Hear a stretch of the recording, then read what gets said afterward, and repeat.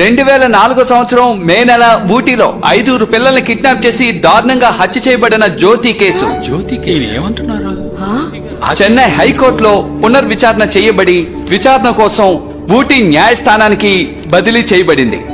ఈ కేసు వాదిస్తున్నది వెన్నెల పెద్దిరాజు. ఏంటి వెన్నెలానా? ఎలాంటి కేసు తీసుకొచ్చారు? ఇన్ని రోజులు పబ్లిసిటీ కోసం ఏదో చేసేవారు. నాకు కూడా ఏ పని లేక మీతో కలిసి వాదిస్తూ ఉండేదాన్ని. అందుకని ఇలా చేస్తారా?